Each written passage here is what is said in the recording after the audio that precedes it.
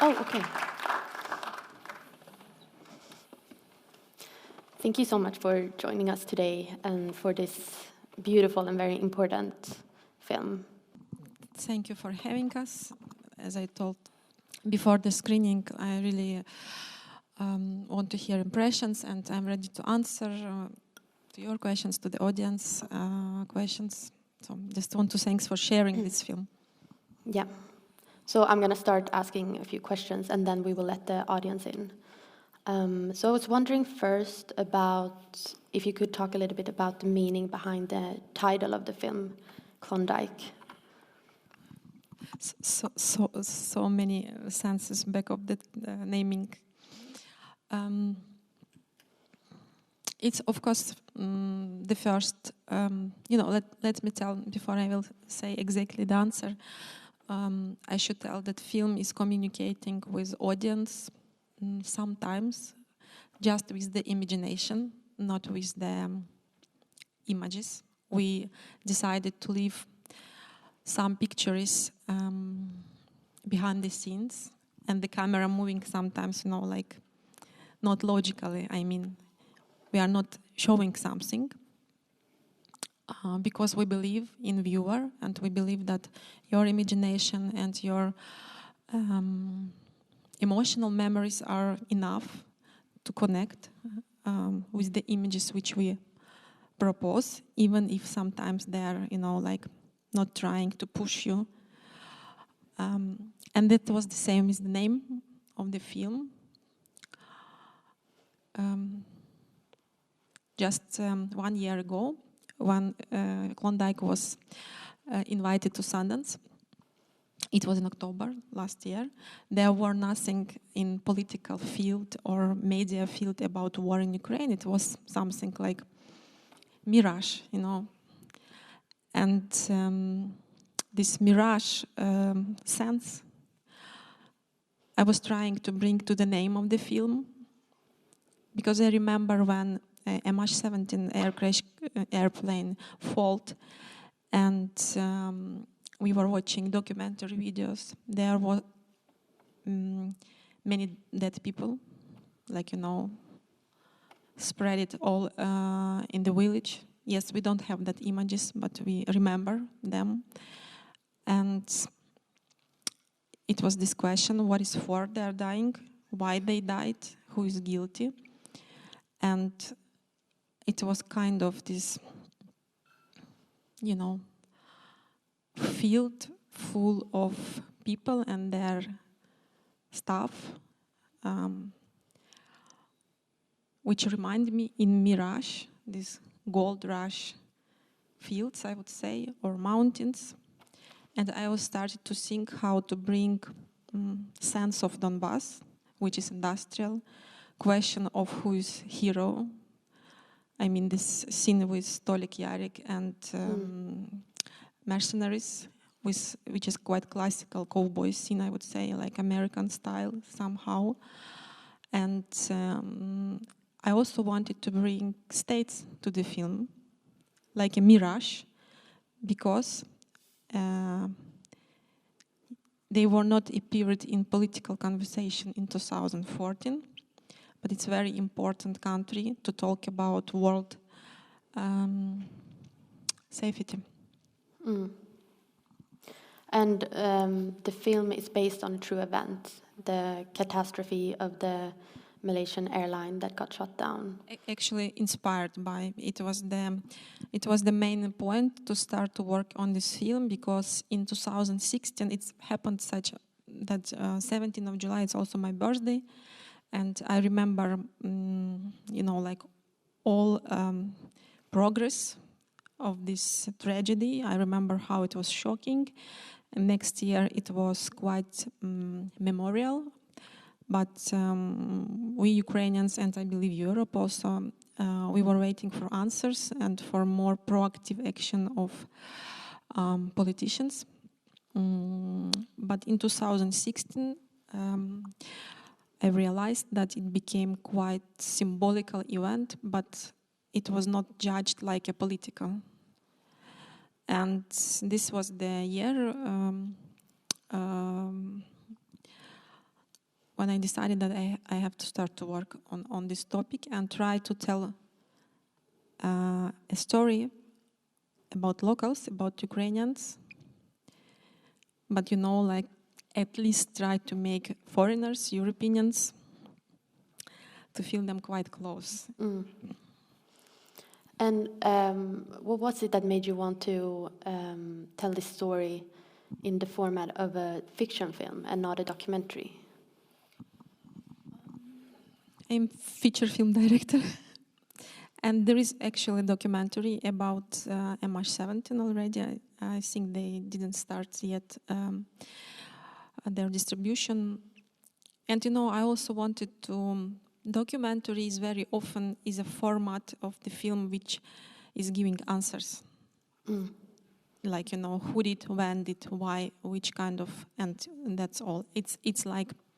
It's normal for documentary. But in my situation, I just wanted to... ring my bell, give my voice, and to ask questions. What it was, what happened on 17 July 2014?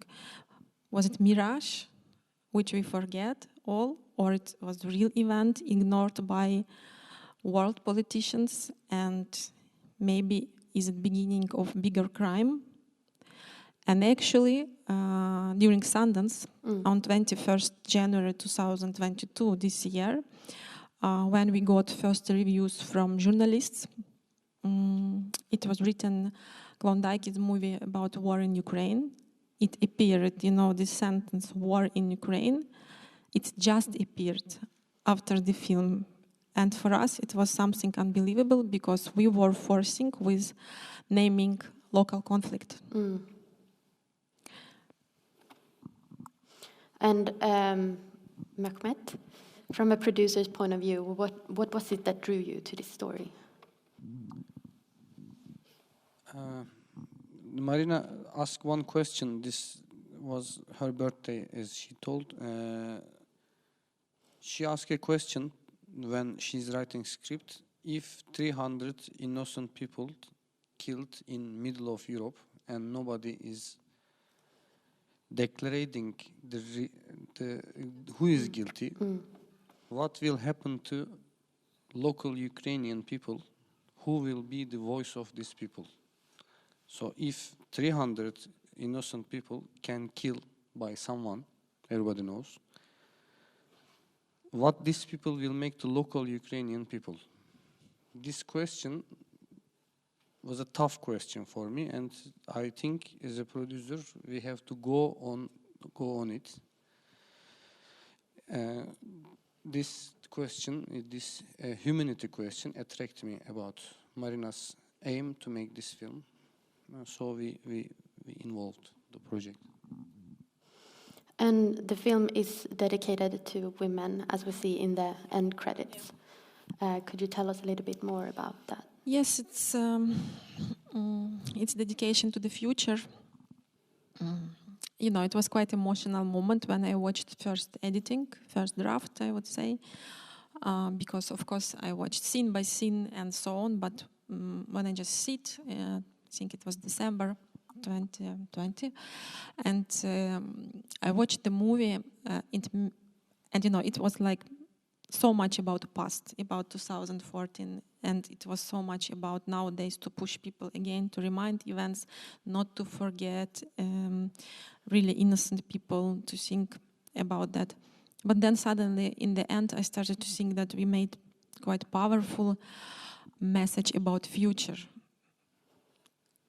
And we succeed because it was our main point to be strong in this film, not to be a victim. It was for me also very important to, to bring this strength to the film, which will somehow, will fight with this imagination that second army in the world, can just enter Ukraine and make whatever they want. It was for me a terrible point of view, and I really wanted to go after strengths of people because I know Ukrainians really. And when I watched the draft, I felt that we catch this sense, we could give this power in spite of all, in spite of all drama which we are talking about, but there is this shining for the future, and position of woman, position of mother is very important. Now, when I believe you see also many Ukrainians live like mother and child, they live in Europe, everywhere, and they're fighting for the future of their children, right? They are. And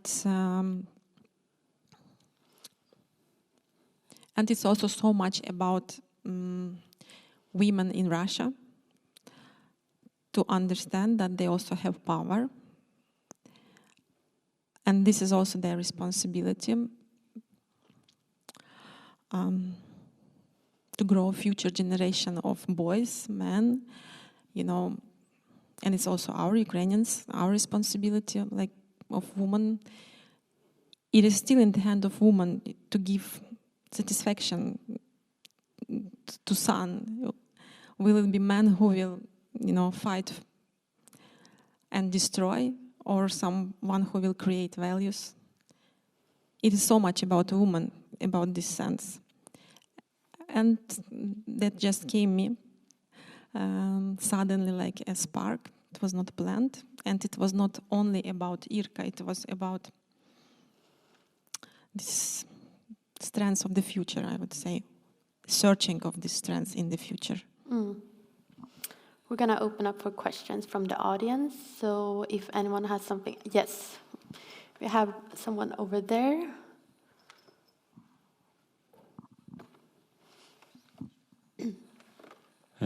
Thanks for a beautiful film.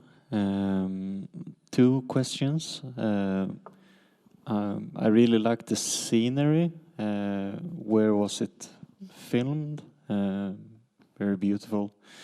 And second, I really liked picturing the way you picture the interaction between like the separatists and. So was that hard in the movie to show the human side of the separatists, or like how did you balance that? Just some thoughts on the topic. Physically hard or dramatical? Is it about how we shoot? Question, was it hard, or about dramatical solutions, or physically like? Did I understand right? Was it hard to shoot that? So the first part of the question was about the scenery. Yeah, where it was located. Yeah, and separatism, but what do you mean hard? if it was hard to make the separatists human. No, everyone is human. It's not about. Thanks for the question. Of course, it's important to show people. I mean, like, it's not hard, it's normal, because I'm telling a story about people, and unfortunately, some people believe in utopia. In my mind, Sanya believes in utopia, but he is human. Many people believe in utopia. In this situation, maybe if he live in Kaliningrad or in Voronezh, to believe in nobles in Russian world, in Russian culture would be okay. It would be his nature. But to fight for this utopia in Ukraine, in independent country, it's not working for Ukrainians, like, you know, because we have our country. So it was not at all, and it was not something special. I just believe that we are all people. So. And the second question, we were not shooting in Donbass because it's occupied. We were shooting close to Odessa, in the site, in the direction of Moldova. It's 40 kilometers from Odessa. But it's very, very similar to Hrabove because we were cooperating with National Geography Institute of Ukraine, and they help us with maps of Hrabove, and they help us with the maps of another locations in Ukraine where we can find very, very similar place. So we just were very precise where we have to go and where we can find. and it was coronavirus when we were researching. I know here probably it was not that big stress about coronavirus, but in Ukraine everything was locked. So yeah. Okay. Do we have another question?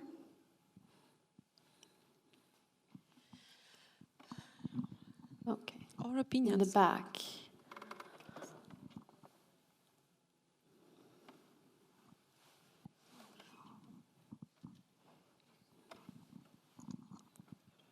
Hey, not question but comment.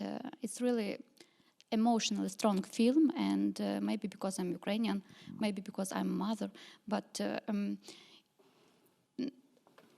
I realized that it's not a movie. For us, it's not a movie. It's more than a movie. It's a real life. It's not like a James Bond or something like that film. It's huge pain, and thank you that you are showing this pain to all the world. Thank you. Thank you. Дякую. Yeah, it's right. And even after screening film in Ukraine, because it's very often question, I'm often asked what Ukrainians think about the film, but it's not about only the film. For example, in our premiere screening in Ukraine on 3rd of November, there was light cut suddenly because of they are bombing, Russians are bombing our energy system, electric system, and it happens. And film stopped in scene with Dutch couple, like in the middle or 60% of the movie. And viewers just came out in blackout, like black corridor, and they're looking to me and asking what happened to what will happen to Irka and to Tolik. And I cannot talk about movie because we are all in a shopping center without light. Everyone has to go home somehow. And it's just absolutely another experience. And it's so close, like parallels are very close, what we see in movie. And then what happens when people just go out from the cinema theater. Yeah. And I'm very sorry that that's all happens. Yeah, we have another question there in the back. Yeah, thank you for the movie. And I would like to ask you, why did you choose to portray the female character as neutral politically? Like Tolik, he's more on the separatist side, and Yarek, he's on a pro-Ukrainian. And she, while speaking Ukrainian, she seems to be more attached to the place more than anything. I have news for you. Tolik is not separatist. Okay. And their main conflict with Tolik and Yarek is about who's chief in the house. They had this conflict years before, and if they would survive, they would have same conflict after till end of their life. It's sharing of one territory. What they have for sure like a problem, they have communication problem. And sometimes Ukrainians are very passionate people. If we love something, we have to, shout about that and so on, and very brave people. And we want to have friends very fast. You even see how President Zelensky was going crazy because he would not take normal bureaucratical European system, right? He was saying, what you're thinking, give us guns and weapons. So it's like character. And Tolik and Yarek problem is not about politics. Their problem is that they are very passionate and they cannot communicate. Like two human, they don't have this point to sit and to talk because it's the nature of things. It's how characters are, and this is the biggest pain that sometimes people are just losing communication, and then they are losing their lives. So it's very hard. It was very hard experience to communicate this point with Ukrainian viewers, I would say, because they would, of course, be more satisfied if Tolik would be absolutely bad person and separatist, and Yarik like pro-Ukrainian, and then Yarik maybe would kill Tolik. But this movie is not about local conflict. It's about enemies who are coming from another country and just trying to destroy our lives and our houses. We have to wrap this up, but thank you so much for joining us, and we hope that the film will be nominated for an Oscar, because it's the Ukrainian Oscar entry. Yeah. And of course we hope that the war will end soon.